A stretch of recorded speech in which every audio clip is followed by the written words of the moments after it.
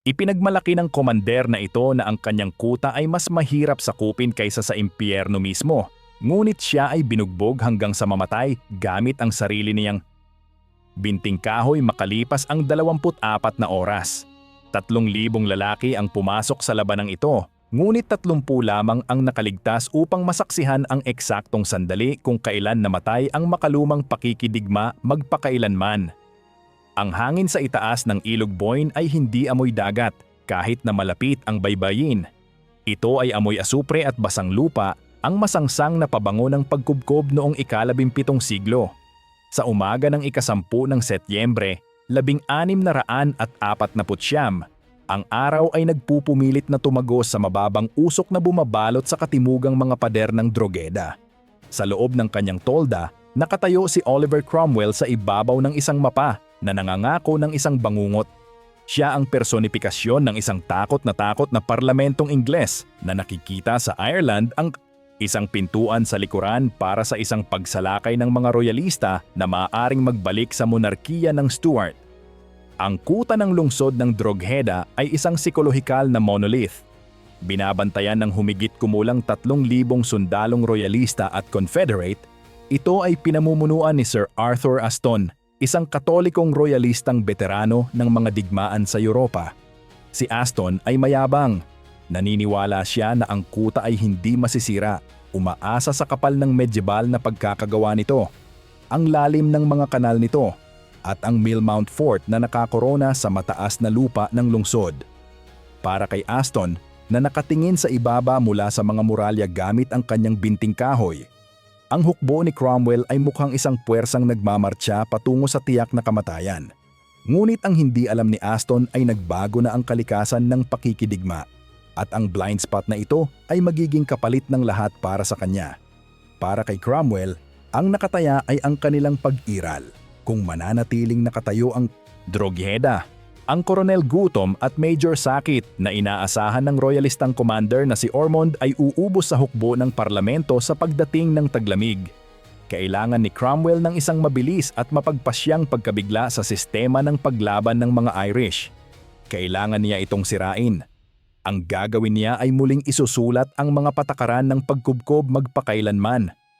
Ang New Model Army na nagtitipon sa harap ng mga pader ay isang makinang hindi katulad ng anumang nakita sa British Isles noon. Ito ay isang puwersa ng mga nakapulang Amerikana na pinunduhan ng sentral na pagbubuwis. Sa kabila ng kabuang puwersa na 12,000, ang dulo ng sibat ay binubuo ng mga veterano na may bilang na kasing liit ng 3,000 lalaking angkop para sa mga partikular na operasyon ng pagsalakay. Ang mga lalaking ito ay magpapatunay na ang dami ng bilang ay walang halaga kapag ang mga armas mismo ay nag-evolve na. Sa ganap na 5:00 ng hapon noong ika-10 ng Setyembre, natapos ang pagpapakitang gilas at nagsimula ng totoo ang karahasan. Ang tren ng artilerya ni Cromwell, na marahil ay ang pinaka-advance sa Europa, ay nagsimulang magpaputok. Ang mga ito ay hindi ang maliliit na baril, pangbukid ng maagang digmaang sibil. Ang mga ito ay mabibigat na piyesa ng pangubkob, mga demi-cannon at culverin na may kakayahang magpaputok ng 24 hanggang 32 librang bolang bakal na may sapat na lakas na kinetiko upang pulbusin ang bato. Ang mga baterya ay inilagay sa abot ng mga masket, protektado ng mga gabiyon, mga basket na yari sa yantok na puno ng lupa na nagpapahintulot ng malapitan at direktang pagkawasak. Ito ang unang piraso ng puzzle, ngunit hindi artilerya lamang ang mananalo nito. Sa loob ng 24 na oras, tuloy-tuloy ang kulog. Ang amoy ng slow match ay humahalo sa masangsang, nakagat ng itim na pulbura. Ang hindi masisirang mga pader ng Drogheda ay nagkabitak at pagkatapos ay gumuho. Ang tindi ng apoy na nakasentro sa katimugang pader sa simbahan ng St. Mary ay lumikha ng 2 malaking sugat sa mga depensang bato. Ang mga tipak ng apog na kasing laki ng tao ay lumilipad sa hangin, dumudurog sa mga tagapagtanggol sa mga muralya. Sa hapon ng ika-11 ng Setyembre, ang mga butas ay itinuring na maaaring salakayin. Ang mga nakapulang Amerikana ay nakatayo sa matinding kaibahan sa mga kulay abong bato ng kuta. Pinapanood ito ni Aston mula sa itaas at gumawa ng isang nakamamatay na pagpapalagay, isa na nagtakda sa kapalaran ng bawat tao sa loob. Ngunit ang isang butas sa pader ay hindi tagumpay. Ito ay isang patibong. Ang mga durog na bato ng bumagsak na pader ay bumubuo ng isang magaspang na rampa. Ngunit pinapakipot nito ang daan ng mga sumasalakay sa isang masikip na lagusan na lumilikha ng isang sonang pamatayan. Alam ito ni Aston. Naghanda siya ng mga retrenchment o dagdag na hukay sa likod ng mga butas, mga panloob na gawang lupa na idinisenyo upang pigilan ang mga sumasalakay. Mga pangalawang kanal na ito ay hinukay ng nakalihis na nagpapahintulot sa kanyang mga masketeer na magpaulan ng bala ng direkta sa mga mukha ng sino mang aakyat sa mga guho. Ito ay isang embudo ng pagkalipol. Nakatayo si Cromwell sa gilid ng baterya. Pinapanood ang paghupa ng alikabok. Naglabas siya ng patawag upang sumuko. Ilang araw na ang nakararaan. Nagbabala kay Aston na kung ito ay tatanggihan, wala kang dahilan upang sisihin ako. Tumanggi si Aston.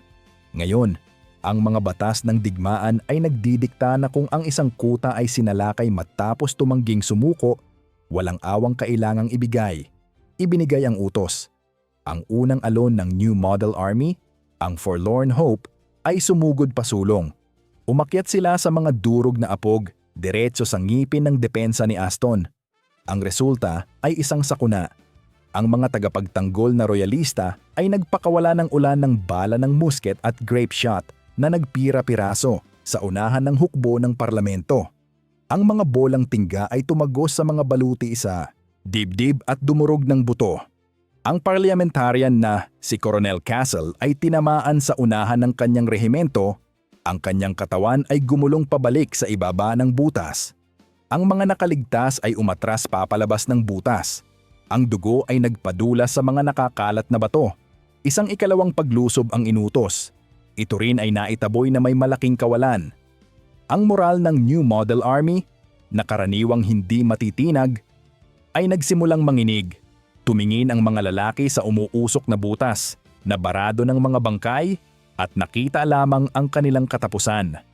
5:00 na ng hapon noong 11 ng Setyembre. Ang araw ay palubog na.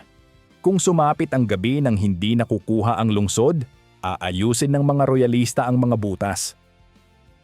At ang momentum ay lilipat ng tuluyan sa mga tagapagtanggol. Ito ang sandali kung kailan gumawa si Cromwell ng desisyon na mumulto sa kanyang pangalan sa loob ng 300 taon. Ngunit ito rin ang sandali kung kailan natuklasan niya ang susi sa pagsira sa hindi masisira. Ang New Model Army ay hindi lamang isang unit militar. Ito ay isang eksperimentong sosyo-relihiyoso. Hindi tulad ng mga puwersang royalista, ang mga tauhan ni Cromwell ay binabayaran, pinapakain, at binibigyan ng kagamitan ng kaban ng digmaan ng parlamento. Ito ang mga Ironsides, mga lalaking na-recruit dahil sila ay may takot sa Diyos sa harap nila. Itinuturing nila ang kanilang kampanya sa Ireland bilang isang krusada laban sa mga barbarong tampalasan na responsable sa mga masaker ng mga protestante noong 1641. Ang tunog ng mga salmong inaawit sa ibabaw ng kalansing ng mga baluti ay umaalingaw-ngaw sa mga linya. Kapag sila ay sumugod, lumalaban sila para sa providence o banal na kalooban. Naniniwala sila na nanonood ang Diyos, na ang bawat royalistang kanilang inililigpit ay isang serbisyo sa kalangitan mismo.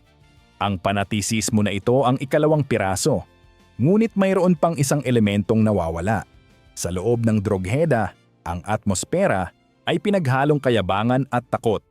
Ang garison ni Sir Arthur Aston ay isang pinagsama-samang puwersa. Mga Ingles na royalista, mga Irish na Confederate, at mga Katolikong mersenaryo. Sila ay may karanasan, ngunit marupok. Alam nila na dinurog ng New Model Army ang layunin ng mga royalista sa England. Alam nila ang tungkol sa pagkatalo sa Rathmines. Hinawakan ng mga lalaki ang kanilang mga armas ng mas mahigpit. Ang iba ay nagdarasal. Ang iba ay umiinom. Lahat ay nakatingin sa butas ng pader. Kung nais ninyong makita kung paano nangyari ang pinakamatinding mga pagkubkob sa kasaysayan at tuklasin ang mga taktikang humubog sa pakikidigma magpakailanman, pindutin ang subscribe button ngayon din. Sisisid tayo ng malalim sa mga labanang nagbago sa mundo at hindi ninyo gugustuhing makaligtaan ang susunod. Ang plano ni Aston ay nakadepende sa lalim sa mga patong-patong na depensa. Sa likod ng mga pader, ang kanyang mga tauhan ay naghuhukay sa loob ng 3 araw ng tuloy-tuloy sa ilalim ng walang tigil na pambobomba. Ang kanilang mga kamay ay dumudugo, ang kanilang mga likod ay humihiyaw. Ngunit naghuhukay sila dahil ipinangako ni Aston na ang mga kanal na ito ang magliligtas sa kanilang buhay. Ang mga retrenchment ay idinisenyo upang saluhin ang mga sumasalakay habang umaakyat sila sa mga guho. At kung makalusot man ang mga parliamentarian doon, mayroon si Aston ng Millmount. Ang sinaunang burol na ito na may Motte and Bailey ay nakatayo sa ibabaw ng lungsod na ginawang isang kuta. Ito ay lubhang mataas at matibay na napapaligiran ng mga tulos. Ang mga tulos ay matatalim na istaka na ibinaon sa lupa sa mga anggulong idinisenyo upang tuhugin ang sinumang mangahas na sumugod. Naniniwala si Aston na mayroon siyang mga patong-patong na depensa. Ang hindi niya namamalayan ay malapit ng pabagsakin ni Cromwell ang lahat ng mga ito sa loob ng 60 segundo. Habang naghahanda ang ikatlong paglusob, ang parehong panig ay umabot na sa sukdulan. Ang mga parliamentarian na nasaktan ng 2 beses na pagtataboy ay nasa isang siklab ng kahihiyan at galit. Si Cromwell, na gumagalaw sa gitna nila, ay humuhugot sa imbakan ng puot na ito. Siya ang Inspired Seraphic Independent, isang pinuno na kayang personal na magdirekta ng isang madugong pagsalakay. Ang susunod na mangyayari ay lumalabag sa bawat patakaran ng pagkubkob at ito ang inobasyon na magbabago sa lahat. Sa loob ng mga pader, ang mga tagapagtanggol ay pagod na. Ilang araw na silang nakatayo at handa sa ilalim ng walang tigil na pambobomba. Gayunpaman, habang nakikita nilang umaatras ang mga redcoat sa ikalawang pagkakataon, isang hiyawan ng tuwa ang umalingaw-ngaw. Ang ilan sa mga nakababatang sundalo ay sumayaw sa mga muralya bilang paghamon. Ngunit si Aston, na nanonood mula sa Millmount, ay nakapansin ng pagbabago sa posisyon ng kaaway. Ang mga reserba ng parlamento ay hindi umaatras. Sila ay muling nagpapangkat. At sa kanilang unahan, nakikita ang Lord General. Pagkatapos ay dumating ang galaw na magpapasya sa lahat. Habang nagsisimulang lumubog ang araw, nagahagis ng mga aninong kulay dugo sa ibabaw ng Boyne, nakita ng mga bantay na royalista ang isang kilusan na nagpakilabot sa kanila. Inilalapit ng mga parliamentarian ang kanilang artilerya. Sa isang mapangahas na maniobra, iniutos ni Cromwell na manumanong isulong ang kanyang mga kanyon halos sa mismong ngipin ng butas sa pader upang maghatid ng direktang putok laban sa mga retrenchment. Inililipat nila ang mga kanyon ng pangubkob sa mga posisyong karaniwang nakalaan para sa mga baril na pangbukid. Ito ang ikatlong piraso. Ang taktikal na katapangan na hindi maisip ng mga komander noong panahong medieval. Huli na nang mapagtanto ni Aston na ang kanyang mga panloob na kanal ay malapit nang mawalan ng saysay dahil sa brute force. Lilinisin ng mga parliamentarian ang sonang pamatayan gamit ang canister shot bago pa man sila tumapak dito. Habang ibinababa ng mga Ingles na kanyonero ang kanilang mga nguso ng baril, sumigaw si Aston sa kanyang mga tauhan na magtago. Ngunit nilamon ng dagundong ng mga kanyon ang kanyang boses. Pumutok ang mga kanyon. Ang mga retrenchment ay nalinis sa loob ng 3 segundo. Ang canister shot ay ginawang bahay katayan ang mga gawang lupa. Ang mga lalaki ay nahati sa gitna. Ang mga nakaligtas ay nagkukumahog sa pagtatago. Ang ikatlong alon ay nabubuo na. At sa pagkakataong ito, si Cromwell mismo ang namumuno sa kanila. Ang ikatlong paglusob na ito ay iba. Ito ay isang matinding hampas. Habang nililinis ng artilerya ang mga retrenchment, ang 3,000 veterano ay sumugod pasulong. Gumagalaw sila ng may nakakatakot at sabay-sabay na katahimikan hanggang sa sandali ng banggaan. Daan-daang lalaki ang umakyat sa butas ng pader. Panoorin kung ano ang mangyayari kapag ang superior na lakas ng sandata ay nakatagpo ng relihiyosong panatisismo. Ang kuta ay walang kalaban-laban. Ang butas sa pader ay isang magulong dalisdis ng mga durog, naapog at kahoy. Nakatagpo nila ang mga natitirang tagapagtanggol.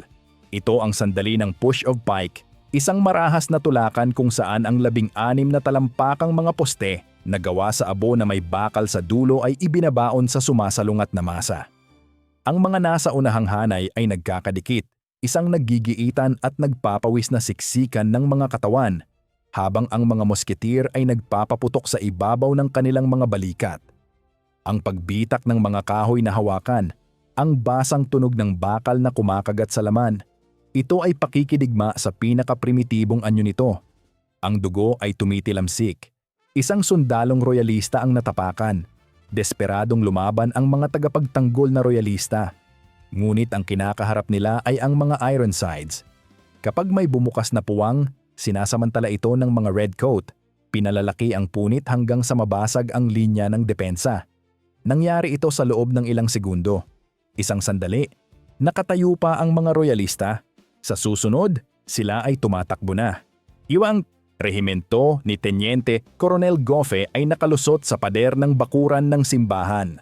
Nakamit ni Cromwell ang lokal na kalamangan sa bilang. Akala ng mga tagapagtanggol ay tapos na ang pinakamasama. Wala silang ideya sa kung ano ang parating. Habang bumubuhos ang mga parliamentarian sa pader, bumagsak ang depensa. Sa sandaling mabutas ang perimeter, binaha ng mga sumasalakay ang mga lansangan. Malapit sa simbahan ng St. Mary, ang eksena ay apokaliptiko. Isang sandali, hawak nila ang linya. Sa susunod, isang alon ng mga sundalong nakapulang Amerikana ang dumadagsa sa ibabaw ng mga gawang lupa, pinamumunuan ng mga opisyal na may mga nakahugot na espada. Ang mga royalista ay nagkawatak-watak. Iniutos ni Cromwell sa kanyang mga tropa na putulin ang pag-atras. Ang mga lansangan ay naging isang maze ng pagkalipol. Ang putok ng musket ay sumabog mula sa mga bintana. Ang mga royalista ay naghulog ng mga bato mula sa mga bubong. Hinabol ng mga redcoat ang mga tumatakas na tagapagtanggol patungo sa Millmount. Sila ay sumambulat sa labas sa paanan ng burol. Ang kuta ay nakatayo sa itaas nila. Ang mga tulos nito ay puno ng mga nakatutok na musket. Nagpaputok ang mga royalista sa Millmount. Isang bagyo ng tingga ang umulan pababa. Ang mga lalaki ay bumagsak. Sa itaas nila, nakatingin si Sir Arthur Aston, kumpiyansa na walang hukbo ang makakaakyat sa dalisdis na iyon sa ilalim ng putukan at mabubuhay. Ang mga parliamentarian ay natrap sa pagitan ng nasusunog na bayan at ng patayong hamon ng kuta. Ang iba ay lumuhod, sinusubukang gawing mas maliit na target ang kanilang sarili. Dito nagtatagpo ang lahat ng aking binuo, artilerya, panatisismo, at isang huling elemento na nagpabago sa timbangan. Ngunit may ginawa si Cromwell na magtatakda sa kanyang pamana magpakailanman. Sumakay siya papasok sa kaguluhan. Ang kanyang dugo ay uminit. Isusulat niya kalaunan, "Sa init ng aksyon, ipinagbawal ko sa kanila na magtira ng sinuman na may armas sa bayan." Ito ang bisagra kung saan iikot ang reputasyon ni Oliver Cromwell magpakailanman. Ang pagpuksa ay aabot sa isang antas na ikagugulat kahit ng mga matitigas na veterano. At ito ang ikaapat na piraso na nagpabagsak sa kuta. Ipinasa ang utos sa linya. Walang ititirang buhay, no quarter. Nasira ang paralisasyon dahil sa adrenaline at sa nakakatakot na pahintulot ng kanilang commander. Sumugod ang mga parliamentarian sa matarik na dalisdis ng Millmount. Umakyat sila sa madamong pampang.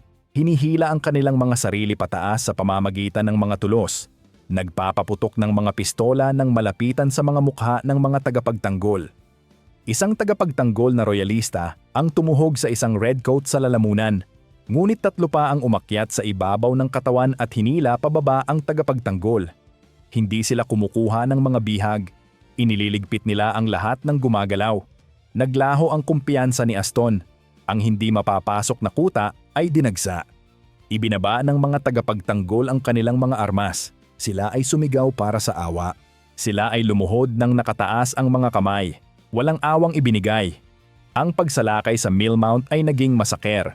Si Sir Arthur Aston ay napalibutan sa looban. Hinubaran siya ng mga sundalo. Sa paniniwalang may ginto siyang nakatago sa kanyang binting kahoy. Wala silang natagpuan.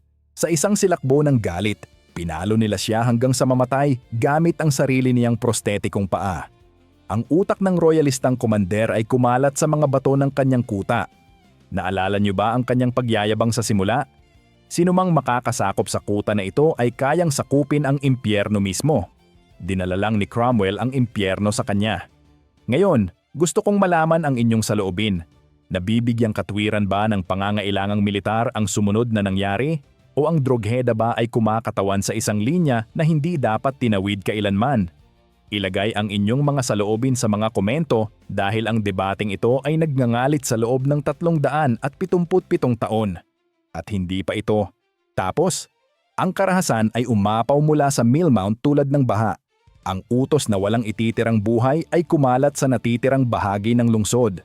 Ang mga sundalong royalista na umatras sa kabila ng tulay ay tinugis. Sila ay hinabol sa mga lansangan na parang mga hayop.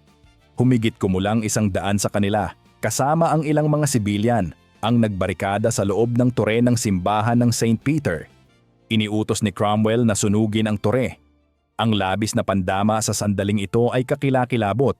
Ang dagundong ng apoy ay nakikipagkumpetensya sa mga sigaw ng mga lalaking nakakulong sa loob. Ang init ay napakatindi kaya't tinatakpan ng mga sundalo ang kanilang mga mukha. Isang lalaki sa apoy ang narinig na sumisigaw, "Diyos ko, hatulan mo ako. Diyos ko, lituhin mo ako. Nasusunog ako. Nasusunog ako." Ang nakakasulasok na amoy ng inihaw na karne ay pumuno sa hangin. Ang tore ay gumuho paloob na may kalabog na nagpadala ng mga sparks na umiikot sa nagdidilim na kalangitan. Ito ang pinakamalupit na sandali. Hindi na ito isang labanan. Ito ay isang pagbitay. Ang mga agos ng pula ay dumaloy sa pagitan ng mga cobblestone. Ang New Model Army ay naging instrumento ng pagpuksa. Ang mga pari ay tinugis at pinalo sa ulo. Ang bawat lalaking natagpo ang may armas ay pinatay. Kung sila ay nagsasalita ng may puntong Irish, sila ay inililigpit. Ang amoy ng mga sunog na katawan ay humalo sa asupre at dugo. Ang tagumpay ay ganap, ngunit ang halaga sa sangkatauhan ay nakakagulat. Ang hindi masisirang kuta ay hindi lamang bumagsak, ito ay binura. Habang iniilawan ng apoy ang kalangitan sa gabi, nagsimulang bumagsak ang isang katahimikan, ang katahimikan ng mga nasawi. Naglakad si Cromwell sa gitna ng patayan. Naniniwala siya na ginawa niya ang gawain ng Diyos, isang makatarungang paghatol na pipigil sa hinaharap na pagdanak ng dugo sa pamamagitan ng pagtakot sa natitirang bahagi ng Ireland upang sumuko. Bumagsak na ang kuta. Ngunit paano nilipol ng 3,000 sumasalakay ang 3,000 tagapagtanggol gayong ang mga bilang ay parehas? Narito ang talagang sumira sa hindi masisira. Sumikat ang araw noong 12 ng Setyembre sa ibabaw ng isang lungsod ng mga nasawi. Sa 3,000 lalaking nagbantay sa drogheda, marahil 30 ang nakaligtas. Ang mga kakaunting ito ay ikinadena at ipinadala sa mga plantasyon ng asukal sa Barbados, isang kapalaran ng mabagal na pagkamatay sa ilalim ng araw ng Caribbean. Ang kawalan ng parliamentarian ay marahil 150 lalaki. Ngayon, ang pambungad na tanong, paano bumagsak ang hindi masisirang kuta sa loob ng isang araw? Hindi ito swerte. Ito ay ang pagsasama-sama ng 4 na elemento na hindi pa nakita ng pakikidigmang medyebal na pinagsama noon. Inobasyon sa artilerya. Ang mga kanyon ng pangubkob ni Cromwell ay hindi lamang mas malaki. Ang mga ito ay inilagay ng may pagpapakamatay na katapangan. Inilipat sa malapitang distansya upang lipulin ang mga gawang depensa na dapat sana ay tumagal ng ilang buwan. Panatisismo sa ideolohiya. Ang mga ito ay hindi mga mersenaryo na maaaring sirain ng mga kaswalti. Sila ay mga relihiyosong panatiko na naniniwalang nanonood ang Diyos, mga lalaking nakikita ang kanilang katapusan bilang pagkamartir at ang pagpuksa bilang banal na serbisyo. Katapangan sa taktika. Ang paglilipat ng artilerya ng pangubkob sa mga posisyon ng pagsalakay, pamumuno mula sa unahan, pagtangging tanggapin ang mga patakaran ng medyebal na pagkubkob. Sinira ni Cromwell ang mga kumbensyon dahil naunawaan niya na ang mga lumang patakaran ay lipas na. Ginawang sandata ang takot. Ang utos na walang ititirang buhay ay hindi lamang kalupitan, ito ay estratehiya. Ang psikolohikal na epekto ng ganap na pagpuksa ay sasakop sa Ireland nang mas mabilis kaysa sa magagawa ng ilang taong pagkubkob. Nang magmartsa si Cromwell patungong Wexford at kalaunan sa New Ross at Kilkenny, Ang alaala ng drogheda ay nagmamartsa kasama niya. Ang mga garison na maaaring tumagal ng ilang buwan ay sumuko sa loob ng ilang araw, takot na matulad sa kapalaran ni Aston. Binuksan ng mga komander ang kanilang mga pintuan. Ang buong pananakop ay pinabilis ng kalupitan ng nag-iisang araw na iyon. Ang nag-iisang araw na ito ng kalkuladong lagim ay sasakop sa isang bansa. Ang pagyayabang ni Aston na sinumang makakasakop sa drogheda ay kayang sakupin ang impyerno mismo ay napatunayang hungkag ng dinala ni Cromwell ang impyerno sa drogheda sa halip. Ang medieval na kuta ay nasawi noong araw na iyon dahil ang pakikidigma mismo ay nagbago mula sa isang paligsahan ng mga pader, na bato at mga feudal na hukbo patungo sa isang industrial na proseso ng karahasang itinataguyod ng Estado. Ang mga taktikang ginamit sa drogheda, ang sinkronisasyon ng pambobomba at pagsalakay, ang paggamit ng takot bilang estratehikong sandata, ang kahandaang lumipol sa halip na magpasuko ay naging huwaran para sa modernong pakikidigma. Ang pagsunog ni Sherman sa kanyang daan sa Georgia. Ang firebombing sa Dresden at Tokyo ay sumunog sa 10,000. Ang bawat modernong doktrina ng militar na nagkalkula kung gaano karaming karahasan ang kinakailangan upang makamit ang mga estratehikong layunin ng mabilis, ay matutunton ang pinagmulan nito pabalik sa araw na iyon ng Setyembre noong 1649. 3,000 veterano ang lumusob sa isang kuta na hawak ng 3,000 tagapagtanggol. Ang mga bilang ay parehas. Ang resulta ay ganap na pagpuksa. Ang pagkakaiba ay ito. Ang drogheda ay ang sandali kung kailan natapos ang pakikidigmang medieval at isang bagay na mas nakakatakot ang isinilang. Ang pag-unawa na walang mga hindi masisirang depensa. Tanging ang tanong kung gaano karaming puwersa at gaano karaming lagim ang handa mong pakawalan upang sirain ang mga ito. Sinagot ni Cromwell ang tanong na iyon gamit ang dugo at apoy, at ang sagot ay nagbago sa mundo. Kung binago nito kung paano kayo mag-isip tungkol sa pakikidigma, kasaysayan, o ang halaga ng tagumpay, pindutin ang subscribe button. Hihimayin natin ang mga labanang humubog sa ating mundo, isang malupit na katotohanan sa bawat pagkakataon. Ibahagi ito sa sinumang nag-aakalang alam nila ang kwento ni Cromwell dahil ang tunay na kasaysayan ay palaging mas komplikado kaysa sa alamat. At mag-iwan ng komento. Sa tingin ba ninyo ang drogheda ay isang kinakailangang kasamaan o isang hindi mapapatawad na kalupitan? 377 taon ang lumipas, mahalaga pa rin ang tanong na iyon. Magkita tayo sa susunod.